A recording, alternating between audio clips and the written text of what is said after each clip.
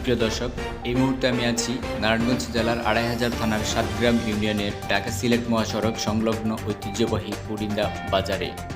আজ আমি আপনাদের দেখাবো প্রায় শত বছরেরও বেশি পূর্বের স্থাপিত ১৯৬৮ খ্রিস্টাব্দের পুরিন্দা কে এম সাদিকুর রহমান উচ্চ বিদ্যালয় এবং ১৯৩৫ খ্রিস্টাব্দের স্থাপিত সরকারি প্রাথমিক বিদ্যালয়, যার পুনর্নির্মাণকাল ২০০৬ তারিখে। আরও দেখতে পাচ্ছেন ২ যুগেরও বেশি নির্মিত স্থানীয় ইউনিয়ন পরিষদ সহ ঐতিহ্যবাহী সুতার ব্যবসা। রয়েছে মসজিদ, উমুলপুরা হাফিজিয়া মাদ্রাসা ও এতিমখানা, ঈদগাহ, বিশাল খেলার মাঠ, একাধিক ব্যাংক প্রতিষ্ঠান, রয়েছে ইন্টারনেট সেবা ও বাজার ঘিরে কাঁচা বাজার, এমনকি পদ্মার ইলিশ থেকে দূরে নানা রং বেরঙের মেলে দেশীয় মাছ, বিভিন্ন ফলের সমাহার।